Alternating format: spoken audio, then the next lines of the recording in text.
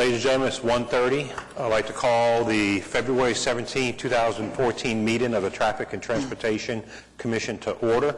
Roll call. Commissioner Witcher. Here, sir. Commissioner Littlefield. Present. Ward 3 is vacant. Commissioner Hale. Here, sir. Commissioner Schuline. Commissioner Jenkins. Commissioner George. Not here. And Commissioner Yonkel. Here. Very good, thank you. And I have a motion concerning the minutes of the January 24, 2014 meeting. I move that they be approved as presented. Okay. We have a motion from Commissioner Witcher. Do we have a second? Second. We have a second from Commissioner Hale. Do we have any discussion? So we have a motion from Commissioner Witcher, seconded by Commissioner Hale, to approve the minutes of the January 24, 2014 meeting. Can I have your votes, please? Okay. Item is approved. Report on license, taxing, and record services will be in April. No items on the consent document. Item 5A, Keith Monroe, Director of Property Management for Oklahoma County Municipal Code, for Oklahoma County, period, to consider a request for, 1, the removal of 1 hour metered parking on the west side of North Hudson Avenue from Northwest 4th Street to Dean A. McGee Avenue. 2, removal of 2 hour metered parking on the west side of North Hudson Avenue from D. McGee Avenue to Robert S. Kerr Avenue. And 3, establishment of a no parking anytime restriction on the west side of North Hudson Avenue from Northwest 4th Street to Robert S. Kerr Avenue. Or 4, establishment of a weekday restriction prohibiting parking on the west side of North Hudson Avenue from Northwest 4th Street to Robert S. Kerr Avenue between 7 a.m. and 9 a.m. and between 4 p.m. and 6 p.m. Have anybody here to speak on this issue? Sir? If I could have your name and your address, and you have up to 5 minutes. Yes, I'm Keith Monroe with Oklahoma County Government, 321 Park Avenue.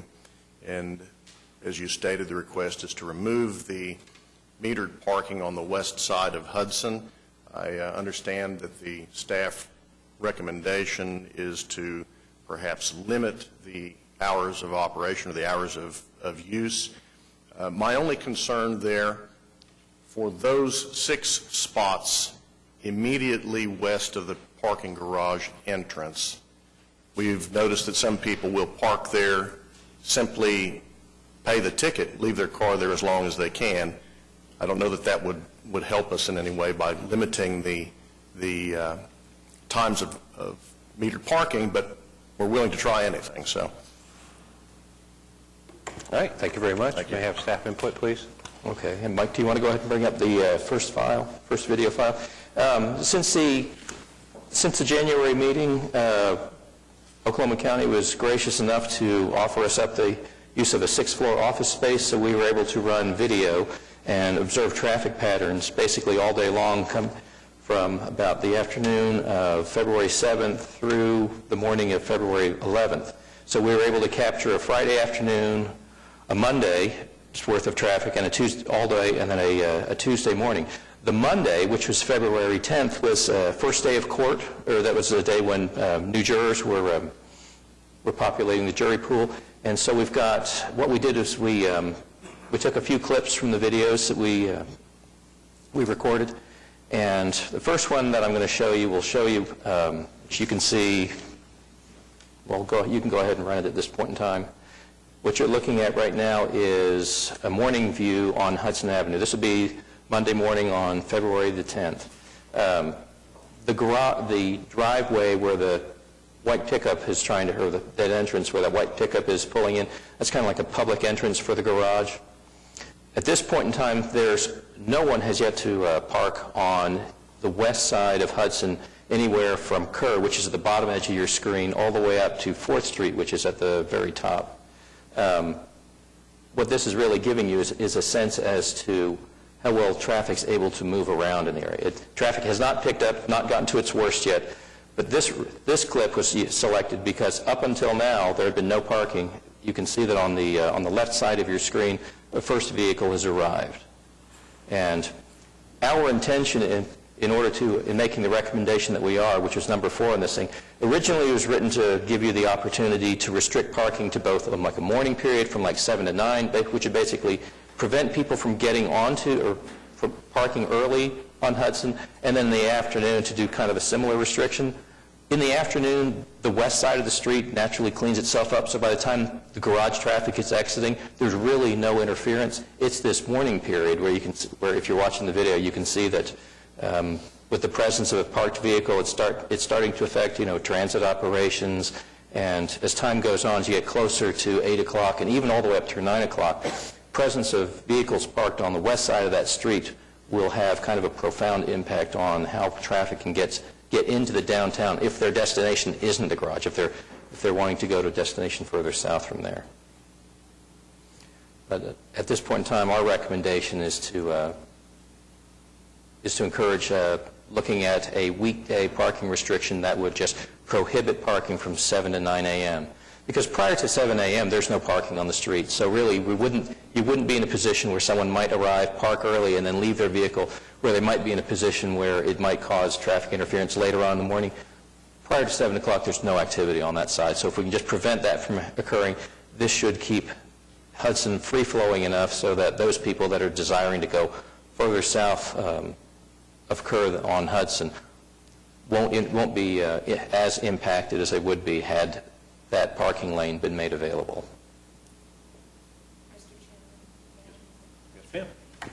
Yes, may I have your name, your address? You have up to 5 minutes to make sure to fill out a form when you're done. I will, thank you.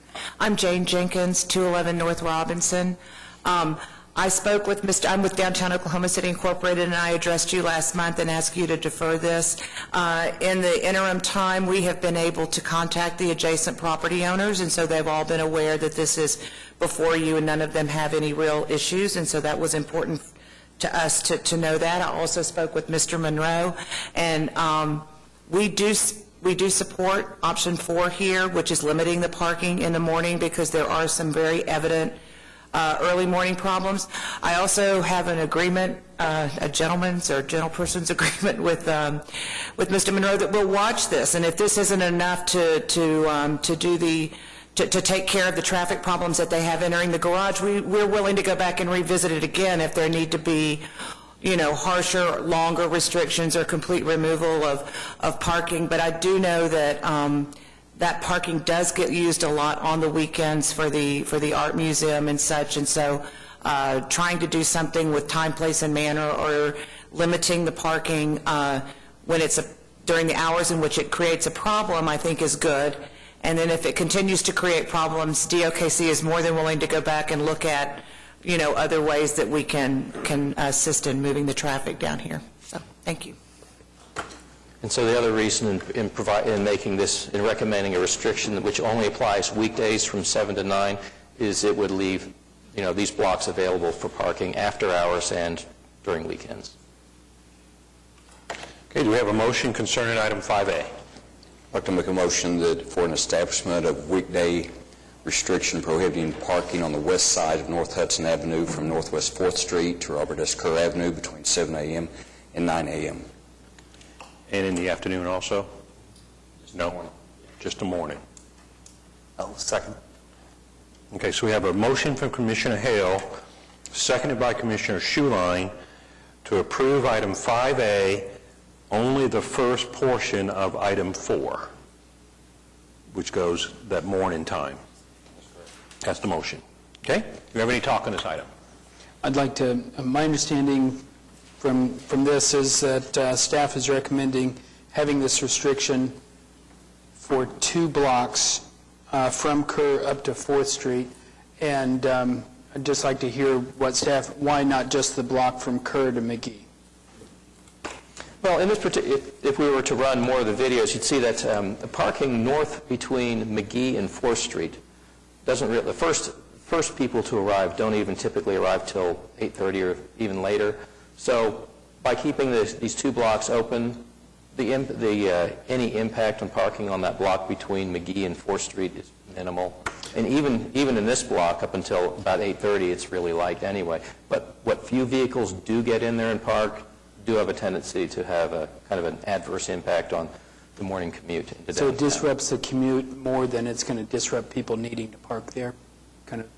Right. It's a balanced approach. It's about as good an approach as we can come up with, given the number of lanes we've got to work with on Hudson. Okay. And Jane, does downtown OKC agree with both blocks? Yes, because the purpose of making this change anyway is to facilitate traffic during the early morning hours, and by having both blocks open, it really does facilitate that. And particularly on days where the traffic would back up to turn into the garage, turn left in the garage if you're headed south on Hudson, it gives that free lane a little bit farther north so that people are there. So we're in agreement because we agree that the parking is not going to be really used very much until after 9 a.m. anyway. So. Okay, thanks. Okay, any other talk on item 5A? Okay, we have a motion from Commissioner Hale, seconded by Commissioner Schuline, to approve item 5A, item 4, the first half, which is the 7 a.m. to 9 a.m. Can I have your votes, please? Okay, item is approved. Thank you. Item 5B, Todd Butler, PE, PTOE, Traffic Engineering Consultant, Inc., to consider a request for the installation of a traffic signal at the intersection of South Portland Avenue and Southwest 2nd Street. Have anybody here to speak on that? Sir? I'm not Todd Butler, I'm Wayne Russell. No, that's fine, sir. If I could have your name, your address, you have up to 5 minutes, and if you could fill out a form when you're done, please. Thank you. Alrighty. My name is Wayne Russell, 3917 Ann Lane Drive, Norman, Oklahoma, and I am with Traffic Engineering Consultants. And so Todd Butler actually did this study, and he did the warrant study for the traffic signal. The staff report is dead on with all of the numbers and everything else. We agree with that. It basically meets on the peak hour warrant. In large part, when you look at just the peak hour warrant, like it says in the report, is because the books that we use that give traffic volumes for these type of developments just give them for AM peak, or a peak of the generator, which is Saturday afternoon, or a peak of the roadway, which is 7 to 9 in the morning or 4 to 6 in the afternoon. So that's why we generally look at the peak hours, and that's why it met on that. It had 2020 for a date in there, and normally what we do is when it's a full build out of the site. So it's about 6 years away, but it could be built before that. That's all I have. If anybody has questions. All right, thank you very much, sir. May I have staff input, please? Okay, well, you've got our comments before you. Like Mr. Russell said, this particular intersection, even under current traffic conditions, it does meet a peak hour warrant in the afternoon. Their study had looked at peak hours during weekdays and on weekends, and the only peak hour period that was met was during a typical weekday afternoon. The peak hour warrant in this particular case is probably one of the lesser warrants to look at for considering a traffic signal, but in this particular location, they're about 900 feet away from a signal one direction and 1,300 in the other. The applicant has committed to, if approved, to fully fund the total construction cost of the improvements, provide all the necessary construction documents for it. So at this point in time, the action on this item will be at the discretion of the Commission. Thank you very much. Do we have a motion concerning item 5B? I'll move it to approve. We have a motion to approve from Commissioner Witcher. We have a second? I'll second. Second by Commissioner Schuline. Do we have any discussion? You mentioned, do you have an idea about when this signal and the modifications to the curbs and everything, when that would happen? I do not. Since I didn't deal with Mathis Brothers on that, Todd's out of the country right now, so I did not find that in the file. But the signal in the roadway could be done a lot sooner than the development could be developed. So, And do you have any sense of what the expected timeline is on the development? I do not. Okay. Sorry. Okay, any other talk on item 5B? Okay, we have a motion to approve item 5B from Commissioner Witcher, seconded by Commissioner Schuline. Can I have your votes, please? Item is approved. Thank you very much. Item 5C, James C. Witcher, Principal Project Manager, ADG, Inc., to consider request to, 1, remove one angle parking space reserved for the physically disabled on the north side of East Main Street from approximately 35 feet east to 63 feet east of the east curb line of North Oklahoma Avenue. 2, remove 5 two-hour metered angle parking spaces on the north side of East Main Street from approximately 63 feet east to 145 feet east of the east curb line of North Oklahoma Avenue, and 3, establish a passenger loading zone on the north side of East Main Street from approximately 30 feet east to 130 feet east of the east curb line of North Oklahoma Avenue. Could the record please state that Commissioner Witcher has left the horseshoe and has gone out into the crowd? So, do we have anybody here to speak on this item? Yes, sir. James Witcher, ADG Architects, 116 East Sheridan, Suite 100, Oklahoma City, 73104. Just wanted to make sure you understand you have up to 5 minutes to talk. Yes, sir. The staff report is really clear on the facts. Some other points that I'd like to bring out about this lay-by. The object of the design guidelines in an area such as Bricktown Urban Design Development Area and most other urban design guidelines is to bring the buildings out to the property edge so that you increase the street activity and the presence, and you maintain the historical line of the street and the buildings on the street. So in this case, the building that was demolished for the Bricktown Holiday Inn Express was built to the property line. And what that causes is the need to have improvements in the city's right-of-way so that that interaction between the building activity and what's going on in the street just happens in the right-of-way. And the design guidelines are written because that's what we want to have happen. We want that activity and maintain that historic line.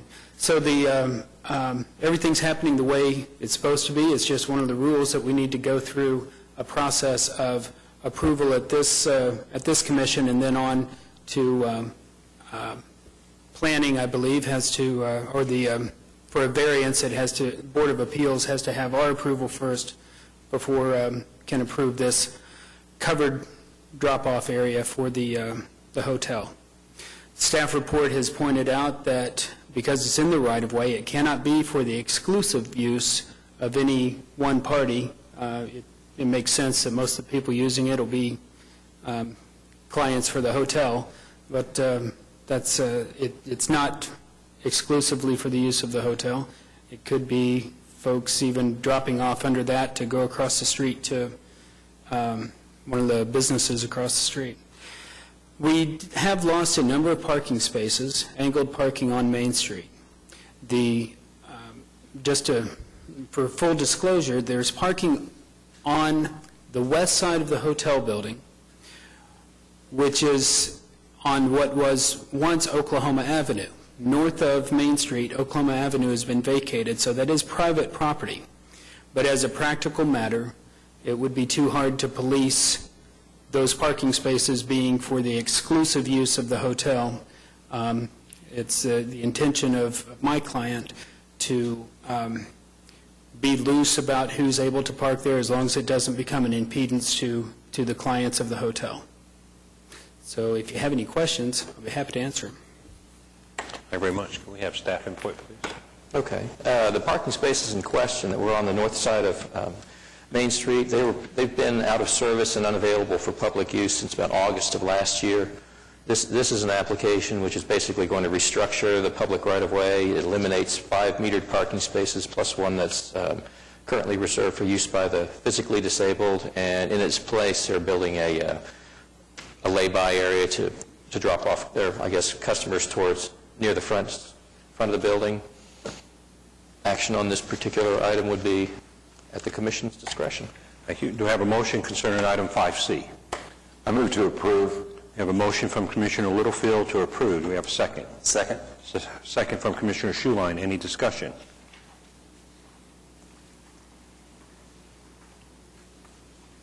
Okay, we have a motion to approve item 5C from Commissioner Littlefield, seconded by Commissioner Schuline. Can I have your votes, please?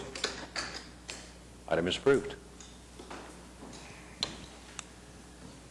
Item 5D, Stuart Chai, PE, Traffic Management Division, to consider a recommendation to the Oklahoma City Council on an ordinance relating to motor vehicle and traffic, amending Chapter 32 of the Oklahoma City Municipal Code 2010 by amending Section 32-72 of Article 2 by deleting the definition for protected school site and amending Section 32-170 regarding school signs and warnings. Anybody to speak on this item? Yes, sir. If I could have your name and your address, and you have up to 5 minutes, and make sure to fill out a form when you're done, please, sir. Okay, I'm Eddie Wood with Western Heights Public Schools, 8401 Southwest 44th, Oklahoma City. Is that all you need? I'm with Western Heights Schools, and we have a 5th, 6th school at the corner of Southwest 15th and Council Road. And as you know, Council Road's a heavily traveled street from I-40 going back to 240. Our school, according to the city ordinance, is a protected site because it's fenced in. We have a fenced area. And we transport most of the kids to the school, but we do have some students that walk periodically to the school. And the traffic on Council Road, the speed limit's 45, but the traffic's doing up to 60 miles an hour. And we're just trying to get some flashing school zone lights put up there to slow the traffic during school hours. And according to Mr. Chai, we need to get the ordinance changed to be able to do that. That's all I have. Okay, thank you very much, sir. Can I have staff input, please? Okay. This item is really it's kind of an item to prepare the way for schools that would satisfy our definition as being protected school sites, which is something that's got like a protective barrier, unused land, or whatever that separates the school physically from the surrounding area or the area surrounding it. In this particular case, Bridgestone Intermediate School would meet that definition because it's got a barrier fence around its entire perimeter, and it's got basically motorized security gates. So under our current ordinances, this particular school isn't even eligible to have an item presented to the Commission for consideration for a school zone. I anticipate that probably in the future you'll see more and more schools that are built that are going to have probably a heightened degree of sensitivity relative to security, so you'll probably see more and more that would fall under the general heading of like a protected school site. It doesn't necessarily mean that they don't still have pedestrians that access this, but the way the codes are structured currently, it prevents us from even receiving and presenting a request for a school zone. So what this will do is it will clean up the code to allow for schools that would meet that general criteria to have school zone requests heard. And there's a couple other minor housekeeping items in there that we just cleaned up the language on since we happen to be in this code section. So we'd recommend approval of the draft ordinance and, approval for the Commission to recommend the City Council approve and adopt this ordinance. All right, thank you. Do you have a motion concerning item 5D? I move approval. Okay, we have a motion to approve from Commissioner Jenkins. I'll second. We have a second by Commissioner Witcher. Do we have any discussion on this item? Okay, we have a motion to approve item 5D from Commissioner Jenkins, seconded by Commissioner Witcher. Can we have your votes, please? Okay, item is approved.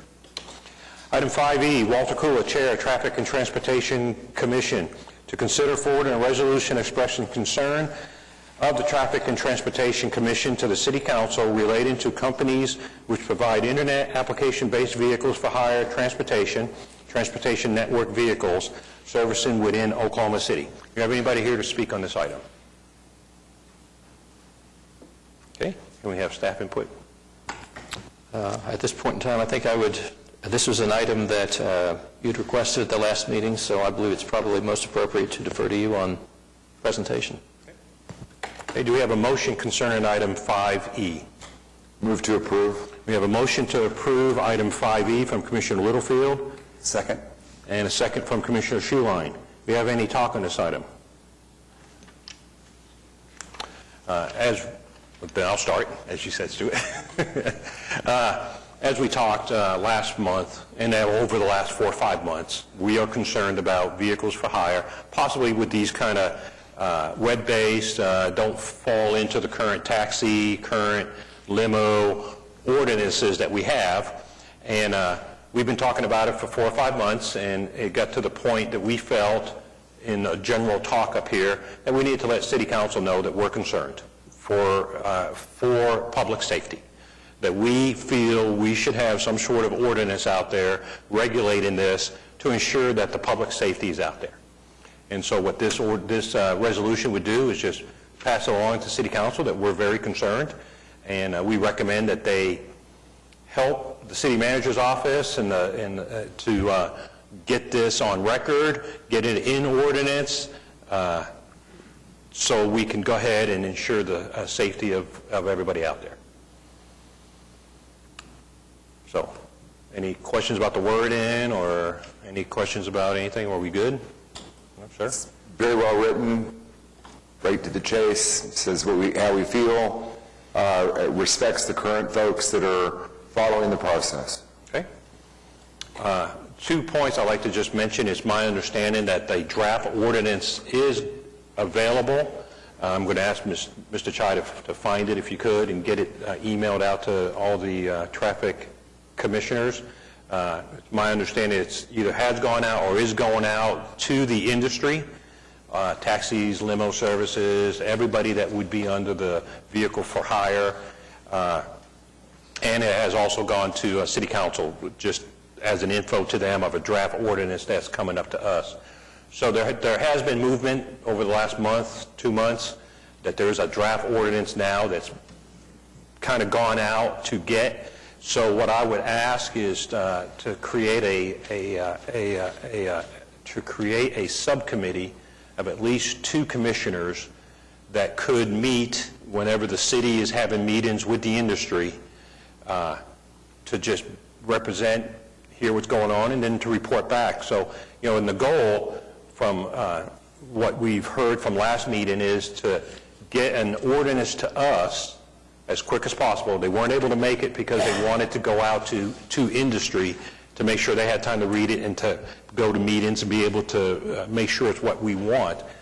But hopefully by March, we could have an ordinance to us to recommend to City Council. And if that's the case, I would like to have had 2 people or so, 2 or 3 people, to have been at the meetings that could provide us counsel for what occurred there, kind of thing. So, is there anybody that would like to serve on something like that would like to go to these meetings? I'll do it. Okay, so we have Commissioner Witcher. If I could have one more, that could maybe go to these meetings. I'd like to attend. Okay, and Commissioner Hale. Okay, so as we did with the taxi subcommittee from years ago, just to represent us, listen what's going on, hear what the city has, hear what industry has, and to report back. If for some reason they can't get the ordinance to us by March, at least you could report back what occurred over these last 30 days and let us know why it's not here yet and what's going on and what some of the issues might be. Okay, so we have a subcommittee of Commissioner Witcher and Commissioner Hale that will attend the meeting. So if you can make sure they're aware, Mr. Chai, of any meetings or anything of that nature that are going on concerning these type of vehicle for a hire. Okay, ma'am, you have something?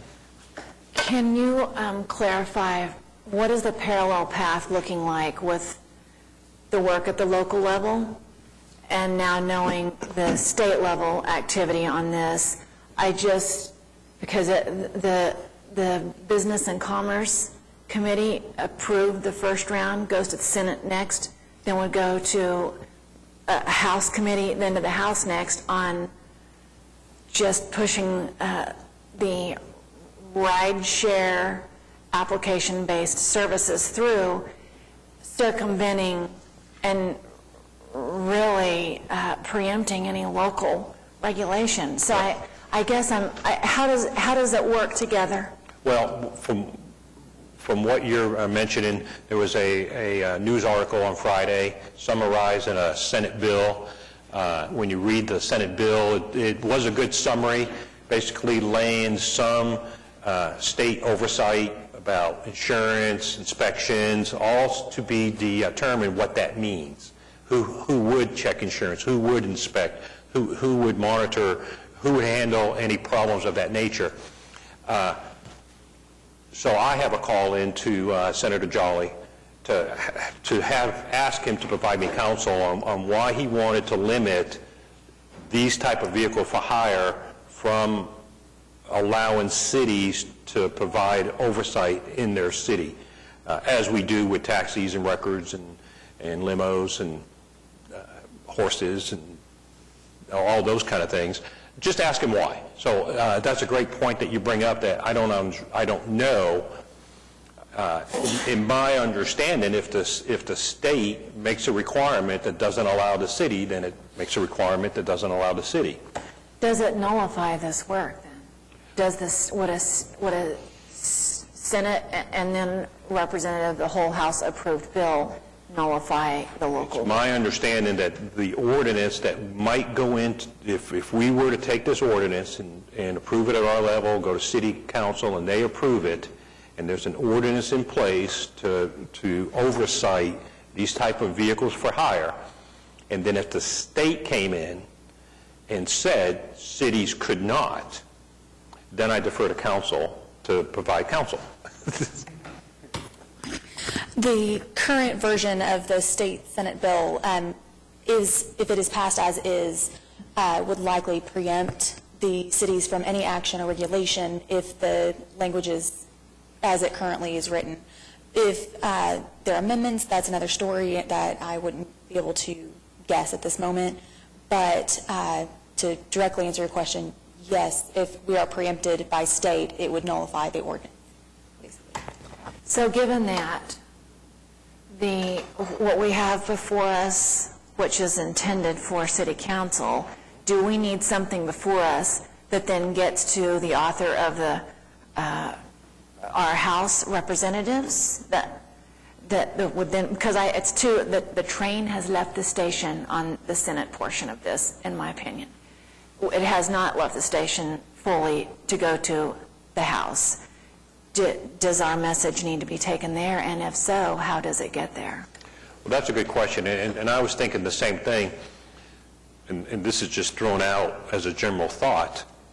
Does the city ever provide counsel or recommendation on these sorts of things? And of course, I don't want to put you on the spot. You're not the city, but maybe counselor, if you could give us some words or something. When something like this goes out, and now there's a senator and they're doing their thing, do cities ever, the mayor or somebody, write a letter to say, hey, I see what you're doing, don't like it, something like that? I mean, does that ever happen? Oh, do you mean the mayor or as? Well, I'm just saying, let's say that this Senate bill proceeds on, and the Senate gets ready to vote on it, and the city of Oklahoma City doesn't like the concept that we wouldn't be able to regulate these type of vehicles for hire, and we think that we should. Would somebody tell the senators, hey, senators, what are you doing? This is how we feel here in Oklahoma City. Or is that just their own body and they just do whatever they want? And if somebody would like to provide us counsel on how that kind of stuff works. And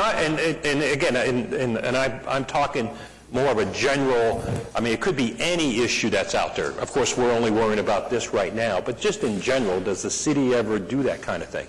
So if I could have your name, your address, and your phone number, Thank you, please. Mr. Chairman. Eric Quinger. I'm the Director of Public Works and the City Engineer, and spoke to you last month. I think to answer the question that you have now is the city does engage consultants that work on the city's behalf regarding legislation. So obviously, they are monitoring all legislation that might affect the city. There are reports that are given to key city staff, specifically the mayor, the council, the city manager's office, to make sure that they're aware of issues. And so yes, as this came online last week, I know that there is discussions that are probably taking place, but again, we do have consultants that monitor things just to make sure that in the city's best interest that we have some input into the process. Well, okay, and then once they determine, they mean in the city, whether it's the consultants, city manager's office, city council, mayor, how does the city relay that information back to the senators to say, hey, we're kind of concerned? I'm not completely familiar with the process, but obviously these consultants have ability to meet with certain legislators, senators and such, to express the city's opinion. So there's obviously a series of meetings that take place, during the legislative sessions, and so that's most likely what will happen. I think at this point, again, it's draft legislation that has been proposed. We've seen a copy, as most have, and comments are being made. Okay. So just in summary, we as the city monitor what's going on at the state level, and we provide some comments to the appropriate people at the Senate level or the state representative levels in side meetings, that kind of thing, to provide our input or the city's input. We do have consultants that monitor that for us on our behalf, yes. Okay. And so I think to answer maybe part B of the question, with the proposed resolution or the ordinance that we have, we would push this forward, obviously, in the best interest of the city to make sure that we are not stopping the progress that has already been made, just as the chairman had mentioned over the past several months. The city council's given staff direction the importance of this issue to the city of Oklahoma City to make sure that we do get that addressed. And so we would run a parallel track, obviously, with the draft ordinance. So the things that have already been reported, the original timeline that I offered last month was probably the April-May timeframe. It's been forwarded up to hopefully March, and so we do hope to be able to provide that in the next month. There's a lot of work that's going on this. It's a very complicated issue, but I think, to reiterate, the city's interests are being maintained on both levels. Okay. So basically, this resolution would go to city council to say we're very concerned, and we request that they get very concerned on their part and do whatever they got to do. And then once the ordinance comes, we'll do our work on it, and then it's up to the process to happen. And then if for some reason the state does what they do and they override, they are the state and they are bigger. But like I said, I have a call in to ask for his counsel on why he wanted to not allow cities to provide ordinances to monitor this type of vehicle for hire program. Just ask. I don't understand why that would be different than limos and taxis, et cetera. Which if I do get a call back, I'll be happy to share next meeting. Okay. Any other talk on item 5E? For all of us, I think, I sent an email to Senator Jolly and the co-sponsors in the House with my concerns about that proposed legislation. I think that anybody else on this commission that is of a mind to, that might help our case. Point. Okay. Any other talk on item 5E? Okay, we have a motion to approve item 5E from Commissioner Littlefield, seconded by Commissioner Schuline. Can I have your votes, please? Okay, item is approved. Comments from citizens. Anybody want to say anything? Okay, thank you very much. Comments and reports from the traffic commissioners. Commissioner Witcher. Nothing to report this month, sir. Commissioner Littlefield. The Traffic Calming Committee did not meet after the last session. Are you willing to meet? Willing to meet this afternoon?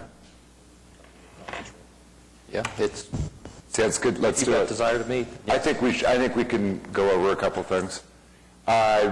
Nothing new since we didn't meet last month. I do want to share an interesting point that I learned over the last month or so with the snows in Philadelphia, Pennsylvania. I read an article that I don't have all the facts. I don't know if the city did it. I don't know if an independent group of people studied it, but they studied the traffic patterns in the snow. And it revealed all kinds of unused spaces in their city where they're now going to consider using those spaces for pedestrian purposes and public right-of-way. It's just kind of an interesting thing. If you want to learn about it, you can Google it. Philadelphia, Pennsylvania, snow traffic, and you'll get it. It was really kind of cool. So that's all that I've got for you. Thank you. Commissioner Hale. Nothing to report, sir. Commissioner Schuline. Well, Mr. Chairman, while Mr. Wenger and Mr. Clauhauser are here, I want to say thank you very much for the meeting you hosted with the vehicles for hire. A number of people that are affected by, I think it was a very good meeting and got really good feedback. And thank you very much for that. And Commissioner Jenkins? Nothing in particular, but I just had a question yesterday. At my church, I guess it was during the snow, the traffic sign and the street sign were knocked down. And I just wondered, does that come under us, or is there another? Northeast 14th and Kellum. A regular stop sign and then a regular street sign. Yesterday, after church, it was moved to the curb. It had been up against the building itself.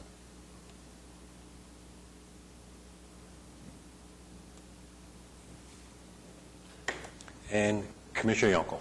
Nothing. All right. Captain? Nope. Council? Mr. Dry? Just our standard report on yield signs and parking, administrative parking restrictions. We just have one yield sign that was installed this past month by an administrative process. And other than that, I have nothing else, nothing further to report. Okay. Can I have a motion to adjourn? Please. We have a motion from Commissioner Jenkins. Second? Second? Second. Second by Commissioner Witcher. Everybody vote, and we're adjourned. Thank you very much.